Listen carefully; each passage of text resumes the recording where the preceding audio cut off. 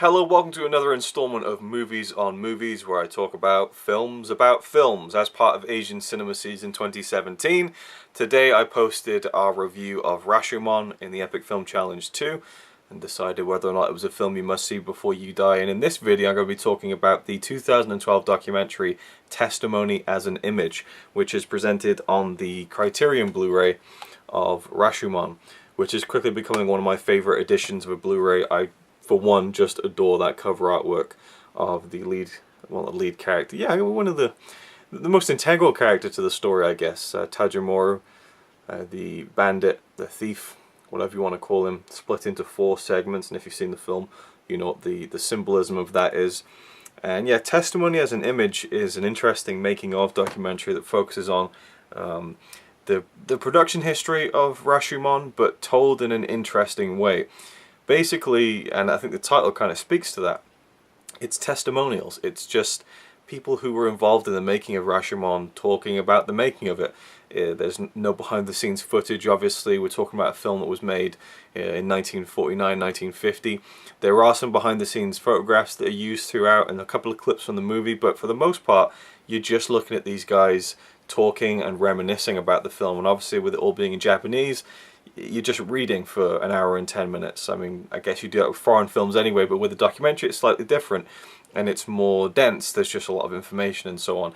But there were some really interesting stories in there, and part of it was comprised of a big group of people sitting in a kind of crescent shape in a room that had, like, I think the honorary Oscar, or maybe even it was the best foreign film Oscar, and also the Venice Film Festival Golden Lion Prize as well, I think, or maybe those are 2 different awards. But they had like these awards in glass cases behind them for Rashomon, and they'd all gathered together, people who were, like, you know, assistant directors, or, you know, worked on the lighting, people who did, you know, stuff with the camera. Akira Kurosawa's assistant, who's in a lot of these making-ofs, she's very much a focal point of a lot of these retrospective pieces on Kurosawa, is this woman who was integral to his career because she was there from pretty much the beginning as his assistant and worked very closely with him on most of his major films. And she kind of leads a lot of the conversations in the film, including the beginning, which is a very lengthy, I suppose, about 10 minutes straight of the original screenwriter. Now, the story of Rashomon was adapted from 2 different screenplays, and they talk about how it was by chance that this screenwriter had never thought of adapting anything. He would always write his original screenplays, and someone said to him, why don't you try adapting something? And so he picked 7 short stories to adapt into screenplays, and that's when he met Kurosawa, and Kurosawa got interested, and they blended 2 different short stories together. The booklet for the Blu-ray, which again has part of that incredible image, actually has the 2 short stories, the original ones that were used in the inspiration of the film. And I've read them both now. The first one is called Rashomon, originally published in Japan in 1915. Rashomon follows a samurai servant who's just been let go from his job. He's been made redundant for no real reason. There's just not enough money to keep him on, I suppose, and he's waiting underneath the Rashomon gate for the rain to pass, much like we see in the film at the beginning with the woodcutter and the priest. Although it takes place in the evening, it's dark, and this Rashomon gate is this, you know, real dodgy place, particularly at night. There have been dead bodies dumped there. It's not the nicest place to be, but he is contemplating his future, and the kind of the cold night and the rain pouring is very much emblematic of his feeling towards life at that moment, as he realizes the only way that he can move forward and live and eat is to become a thief. And he doesn't want to do this. It goes against all of his morals, but he just knows within himself that that's the only way he's going to be able to function moving forward, is to become a thief. He notices a light up in the tower of the Rashomon gate. He goes up there and spots an old woman who is kind of just fumbling around through all of the dead corpses up in the tower and pulling hair out of the bodies of the people who are there. The man becomes incensed with this. He can't believe that this old woman would just, you know, do such a horrible thing and kind of sully these corpses by pulling their hair out, and he gets really mad at her. And then she explains that, you know, look, I need to live. I need to take this hair and I need to make it into a wig. I need to sell it. And this woman whose hair I'm pulling out, she used to sell fake stuff as well. You know, so it's just the way it is. And so it's basically the story about, you know, doing what you need to do, but also about having that moral high ground, but kind of realizing that maybe other people, you know, are on the same level as you, and you're projecting your own kind of moral superiority onto things, and just the varying levels of that. And it was an interesting one. I liked the writing very much, and it's quite different from the film. The only real, I mean, there's part of that morality that plays into the film itself, but and also the setting of the Rashomon Gate and the visual idea and the symbolism of the rain pouring and waiting for that break in the rain, waiting for a new start in life, and moving through this kind of emotional turbulence that characters are feeling in this short story and in the film, with the woodcutter and the priest and the other guy who comes in at the beginning of the film. But, you know, it doesn't have anything to do with this story of the man who gets murdered and his wife getting raped. And that comes in with the second short story, which is called In a Grove, and was originally published in Japan in 1922. And this very much follows the film, and it actually, I mean, you take out the Rashomon Gate stuff, that's what it is. It's these testimonials of this event that happened. We have the woodcutter questioned by the police. We have a traveling Buddhist priest also questioned by the police. We have a policeman questioned by the police. And then we have the testimony of an old woman, and then the thief's confession, which we see in the film. And then the perspective of the woman who was raped, and she comes in and speaks, and then the story of the man who was murdered, told through the medium, and that ends the story. And there's a lot of similarities, right down to specific lines, like when the bandit, is it Tajumaru? Let me find the right name, because I always get it mixed up. Tajumaru, the bandit played by Toshiro Mifune, in his version of the story, he talks about this great duel that he has with the man who he kills, and says very specifically, you know, we crossed blades 23 times and no one's ever got to more than 20 with me, and I remembered that, and it was really impressive. And that is right out of the short story, and it's right there in the script of the film too. But the two short stories were quite good. I preferred Rashomon, I think, just in terms of the writing. But the story and the idea of those multiple perspectives in a grove was more interesting as a story. So there's quite a few things to get from that. But my favourite part of the actual booklet itself, and I know I'm supposed to be talking about the film testimony as an image, but I think that the booklet goes kind of hand in hand with this package. The coolest thing was Kurosawa on Rashomon. There is this piece from his own book where he talks about the making of the film, and it's just so fascinating. And I'm not quite sure why there isn't anything from Kurosawa on the Blu-ray, because most of his films that have been released by the Criterion Collection have these documentaries called It Is Wonderful to Create, this kind of ongoing series, that's little mini making-ofs of all of his films, but there isn't one for Rashomon for some reason. And in those documentaries he talks himself about the films that he made, and it was very much later on in his life. I don't know why they hadn't got around to asking him about Rashomon, but in the booklet he talks about it, and so you get that perspective. So if you buy the Criterion Blu-ray, you get lots of different perspectives. You know, you have the modern perspectives, you know, from the scholars who write about Kurosawa. You have a piece by Robert Altman who talks about the film and his feelings on it. Then you have Kurosawa himself in the booklet. You have the original short stories. There's so much context presented in this package. It's really fantastic, and I loved hearing, or reading I suppose, Kurosawa's thoughts on the making of the film, and how, you know, his career was really uncertain at the time of making this, to the point where it wasn't that big of a success, and he figured he was done. And he very specifically remembers going fishing and just feeling like, that's it, I'm done, I'm going to have to go find another job.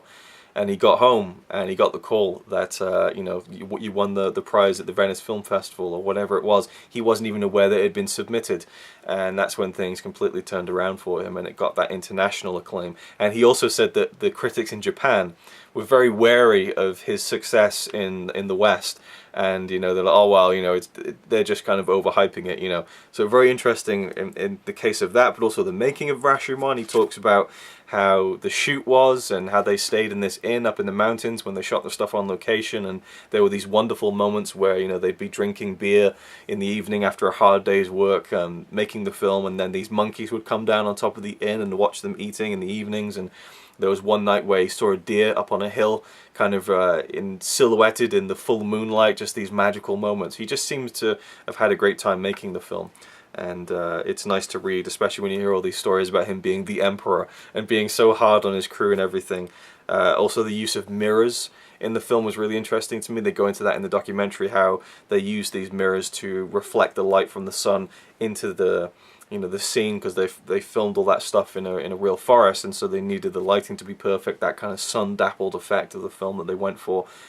They couldn't just point the camera and go, they needed to reflect that light, but they needed mirrors big enough, like 3 foot by 3 foot. The smaller mirrors just wouldn't work. And there's lots of interesting details they go into in that documentary, which again is supposed to be the focus of this video, but I guess I'm doing an overall kind of booklet and documentary review. But the Testimony is an image documentary, just to kind of finish talking about that, I guess. I think it's only like the hardcore only need apply. If you're really interested in the film from the perspective of Kurosawa, I think the stuff in the booklet is the way to go, and you can save yourself an hour and 10 minutes. But if you're really hardcore into it, it's worth a watch. But it is very dry. It's just people talking and reminiscing for an hour and 10 minutes. There's not too much dynamic stuff happening in the documentary. It's very static, but interesting as well. And it's funny how some of them have kind of differing opinions on things, like, oh yes, I think Kurosawa thought this, and then someone's like, no, he wouldn't think that. I think you got that part wrong. They had fires at the studio, which is ridiculous. They could have lost the whole film. It's crazy. But because they had fire trucks on hand to pour out all that water for the scenes at the Rashomon gate, they actually were able to neutralize the fire, because I mean that could have been disastrous with film being so celluloid being so easily combustible. That it could have just set the whole film up in flames and they would have lost everything.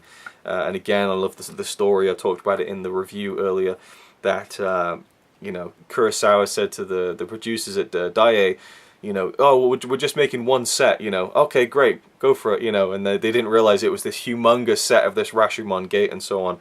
And he talks in the thing in the booklet about how he specifically envisioned this gate, and researching the different locations, trying to get it to look realistic and so on. I mean, there's lots of great stuff. Don't want to spoil it too much for anyone who might have the edition or will get it in the future and read it, but it's a fascinating read.